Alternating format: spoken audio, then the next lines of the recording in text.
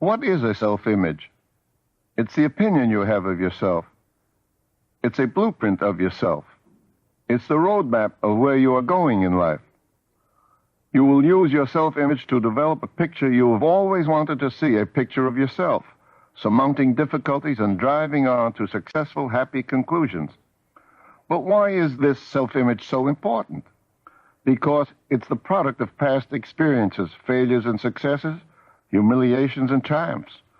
It's the way other people react to you, especially in early childhood. From these experiences, you can create a picture of yourself, and most important, you believe it's a true picture of yourself. But it so happens that this picture may be false. You can have many different pictures of yourself, but your self-image is the most important one, for that is the one that you believe to be true. You believe in it enough to base your actions on that truth. The self-image is the portrait you have taken of yourself. It is the only one that matters. It's the picture of yourself that you use that either makes you feel confident or insecure. If you see yourself as an ugly duckling, it doesn't matter that you may be as beautiful as a movie star. You'll act like an ugly duckling and never venture to take a screen test. Your own picture of yourself is the most important one. It doesn't matter how others see you, for they're not the ones who make you act. You have control over what you do. If your image of yourself is of a person who is a failure, you'll act as if you are a failure. How do you know that picture is true? Just because you carry it around with you doesn't make it true. It is important, but it may very well be false. You must change it. And that is where you should take comfort. Take advantage of the fact that if the picture is not true, it can be changed. And you are the one who can change it. It has been changed in thousands of cases, and it will be changed in thousands more. There's no cause for despair. You will learn how to change this picture through time-proven methods that are so easy and so clear to each of us that it's no wonder that we overlook them. It just takes fresh, new insight.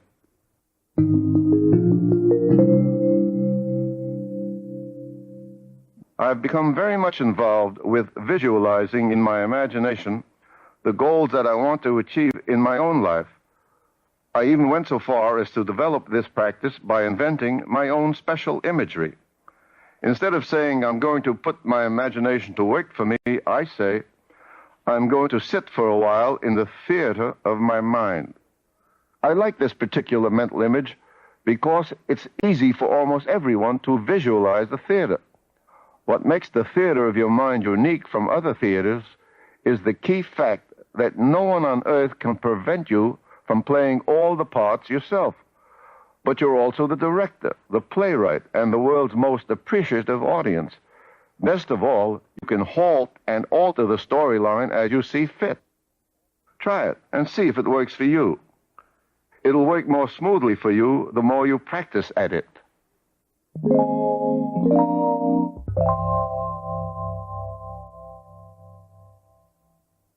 The concept that Dr. Maltz called the playhouse or the theater of the mind is now widely known as visualization and has become an important component of almost all personal growth and self-help programs. It is not wishful thinking, nor is it daydreaming. When used properly and practiced daily, it can be a powerful tool for personal change. In the booklet that accompanies this tape, you will find sample exercises to help you master the skill of visualization. Now, back to Dr. Maltz. We're all aware of the fact that behavior is controlled by the mind. The brain tells us what to do in the future based on its knowledge of the past. The brain has no future reading or fortune-telling capability. It's a marvelous computer, but it's limited to the past and the present. The only way it can see into the future is through the imagination. And you have total control over your own imagination. You can imagine yourself any way you want to in the future, success or failure. It's all up to you. But all too often, people are not willing to exercise this control. They allow their imagination to destroy their potential by picturing situations of the past in which they have failed. We all carry mental scrapbooks, But instead of preserving the joyous occasions of life, the moments of accomplishment, some people save only their times of failure and frustration. But it's so easy and simple to take control over your imagination. All you have to remember is that the brain has a hard time distinguishing between real and imagined experiences if they are vividly enough portrayed. If we picture ourselves functioning in specific situations, it's nearly the same as the actual performance. Mental practice can help you perform better in real life. A psychologist demonstrated this recently. Using controlled conditions, he sat his subjects in front of the target and told them to imagine that they were throwing darts at it. He did this for several days and found that this mental practice had improved their aim as much as actually throwing the darts. Another example is shadow boxing. Boxers regularly use this technique to improve their performance in the ring. You can shadow box in areas that are meaningful to you. Say you work in an office. You've held the same job for 2 years and you want a raise. You have made an appointment with your boss, but before you see him, you practice with your imagination. You can anticipate all the things that he will say. You can picture him in your mind telling you that you have not done well, that business is slow, and that you should be patient. This kind of mental exercise will just make you nervous in the coming situation. On the other hand, you can practice in the playhouse of your mind by telling yourself that you're worth the money. You create a picture of yourself telling your boss that since you've done good work, you feel you're entitled to the extra money. In your shadow boxing, you stress the positive aspects of the situation. You want to go in with confidence, and you will not have confidence if you are anticipating failure. Later, when you go in to see the boss, you will not act timid because you feel that you deserve what you're asking for. Your shadow boxing has prepared you by enhancing your self-image. By stressing the positive aspects of the situation, you have used your imagination to bolster your confidence before you ask the boss.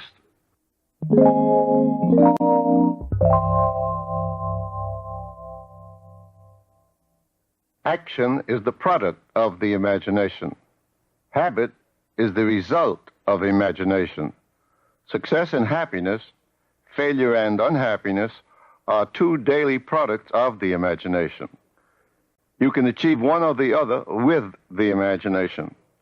You can open the door to your living more life or less life through your imagination. It's up to you. You're only what you think you are, what you imagine you are. A woman, an acting teacher, told me how she had applied the principle to one of her drama pupils.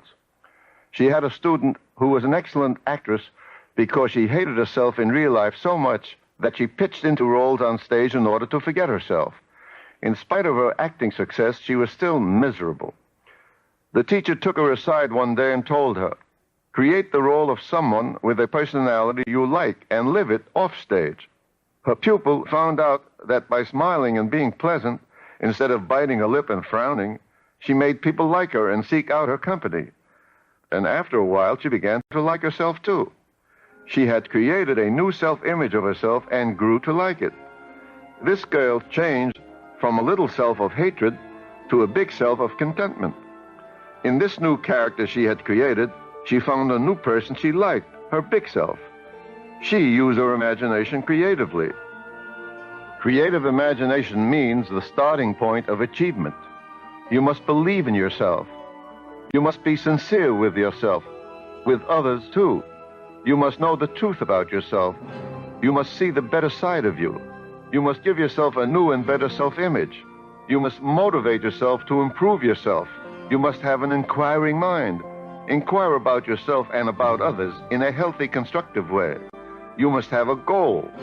You must act, apply yourself to reach your goal. You must refuse to be overcome and locked up with frustration.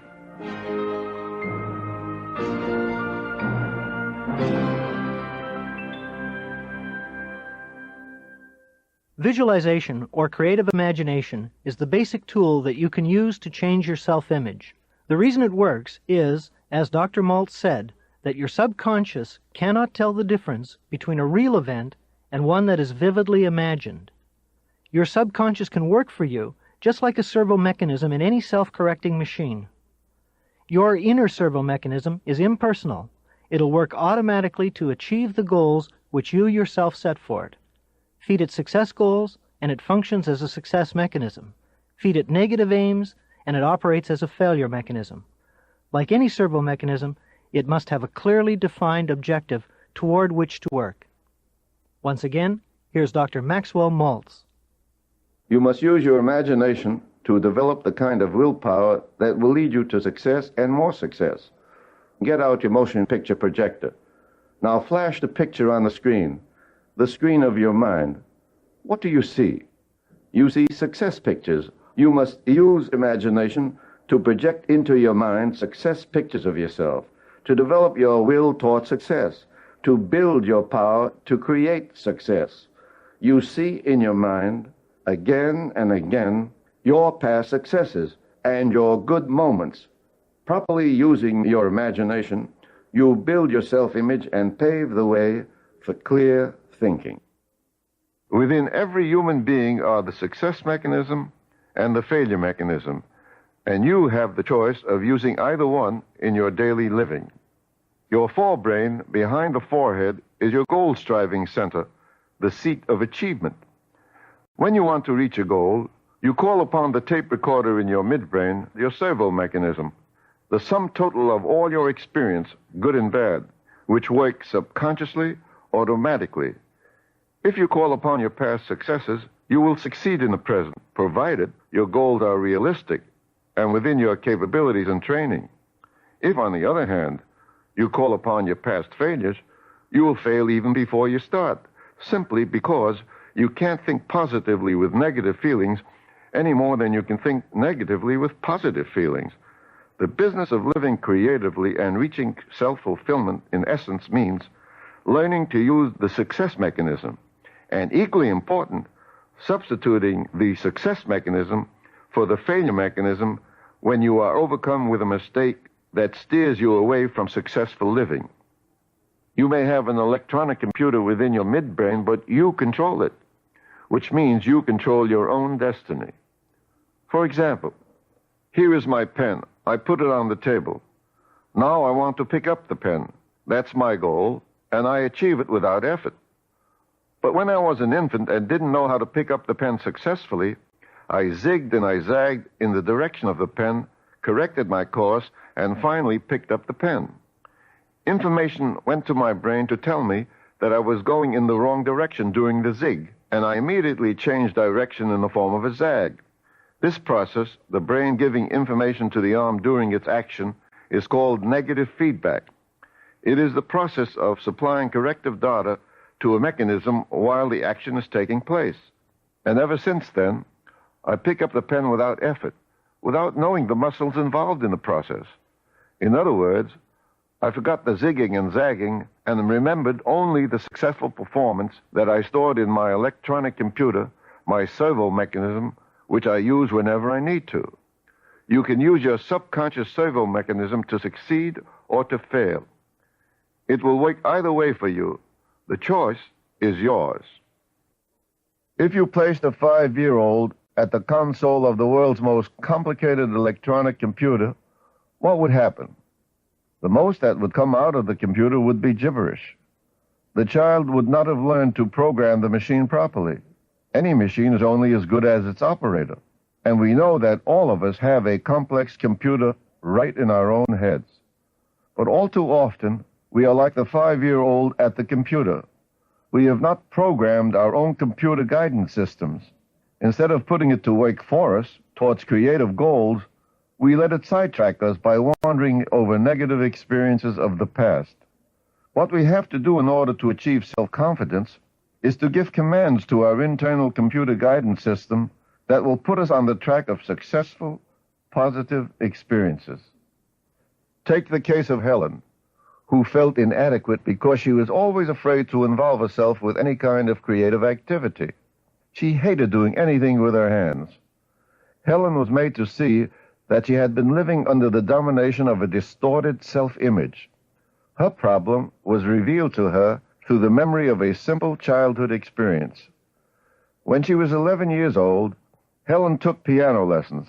She loved playing the piano.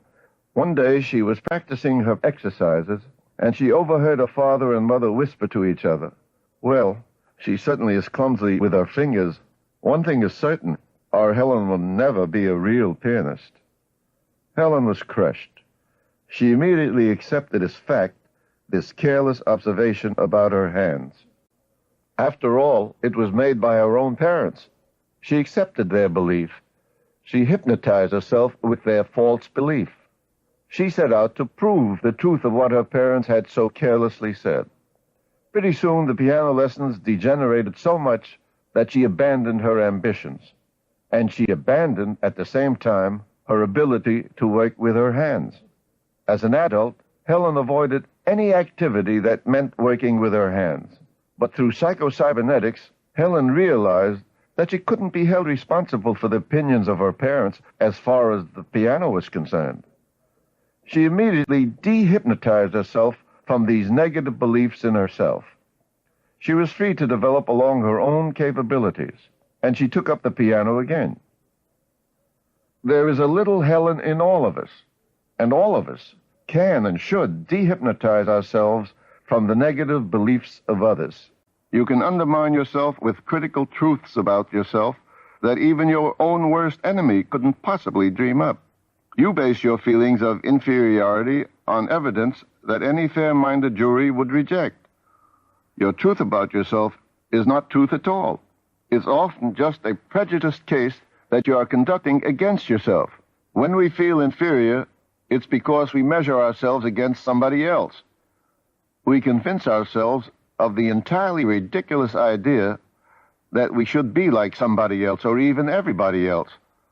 I cannot hit a golf ball as far as Arnold Palmer. Fine. But it doesn't make me feel the least inferior. Every day I meet people, bookkeepers, salesmen, corporation presidents. They are all superior to me in some area. So what? There are other things I can do better than they can. Yet many people believe that they're so inferior that they simply cannot live with themselves. To make life tolerable, they strive to be superior. It's a false lead. Superiority and inferiority are just two sides of the same coin. The cure is to realize that the coin is simply counterfeit. The simple truth is that you're neither inferior nor superior to your fellow human beings. You are you, that's all. That's the whole story. You are unique. Rejoice in that. You must realize that you are not required to be right 100% of the time. It is the nature of things that we progress by acting, by making mistakes, and by correcting our course of action. You cannot correct your course by standing still. You must consider the facts, imagine various courses of action, and then choose the one that seems to be the best solution. Then you must go ahead. In overcoming uncertainty, you must realize that self-esteem plays a role in indecisiveness. Some people are indecisive because they fear a loss of self-esteem if they should make a mistake. But big men and big personalities make mistakes and admit them. Only little men are never wrong. Remember these points about uncertainty. Uncertainty makes you retreat. You must face life.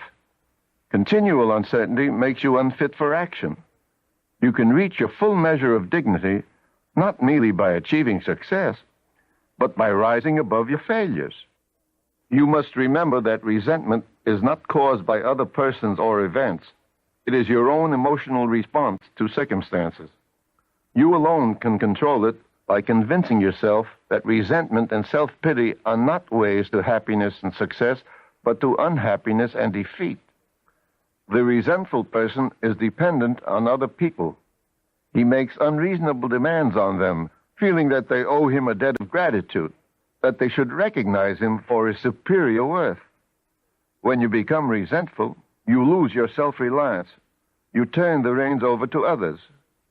Resentment is the most wasteful aspect of the failure mechanism because it consumes the energy by which success might have been achieved. Emptiness means that you are avoiding effort and responsibility, thereby creating more emptiness. Emptiness reflects an inadequate self-image. Even if you achieve material success, You will feel a sense of guilt, or in your heart, you will believe that you don't deserve it. You must strive for goals that are consistent with your self-image. That is the beginning of success and happiness, for it brings about a deep inner satisfaction. You must be aware of the negative factors in order to steer clear of them. The negative should alert you to danger. Each component of the failure mechanism abuses the person who uses it. You must learn to shift the failure mechanism into the success mechanism when it appears. When you have feelings of fear or frustration, remember your courage. When you feel anger or aggressiveness, put it to work as self-confidence. When you are feeling insecure, remember, maturity begins with self-acceptance. When you have chronic feelings of loneliness, replace them with understanding for others. When you are uncertain, tell yourself not to be afraid of a mistake. You will grow from it. Let me give you an example through a true story which will illustrate a common negative emotional situation. I happen to know a hurdle champion who won many medals at college. He was the epitome of grace, agility, and fast footwork. He took the hurdles with such ease that it was hard to remember that it was the result of practice, courage, and endurance. It just seemed to come to him naturally. After college days were over, a friend gave him a job as a salesman in his insurance company. But somehow, he never got far in his job as a salesman.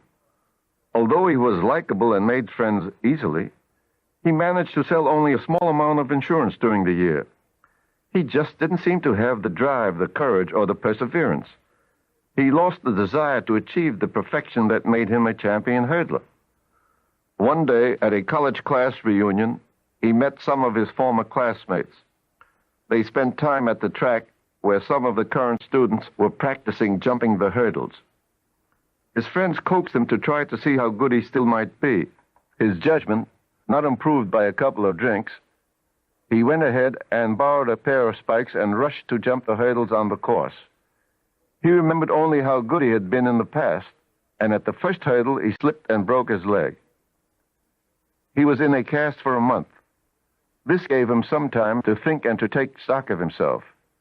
He realized that he was much too old now for hurdle jumping, but that when he was a student, he had self-confidence, understanding of his craft, courage, and self-acceptance. He suddenly realized that there was no reason on earth why he couldn't be a champion salesman. He knew that fear and lack of confidence kept him from being a champion. When he was well again, he approached selling insurance with the same understanding, the same tenacity, and the same desire for excellence that he had applied to athletics. He practiced how to approach a customer, rehearsed in his mind what to say, studied how to overcome possible obstacles, and refused to be dismayed if he was not perfect at first, so long as he was improving. In less than a year, he became a top-flight salesman, increased his earning capacity, and enjoyed the satisfaction that comes with overcoming a difficulty, as well as of being able to do more for his family. You, too, can jump the hurdles of tension and stress. You can approach every day's goal with confidence, with the assurance that you have the power to make your failures into stepping stones. You must always remember the saying, failure teaches success. Now picture yourself as a hurdle jumper, determined to succeed. Plan the program by which you will map your progress to success. Keep the picture of success before you when you are confronted by stress and tension.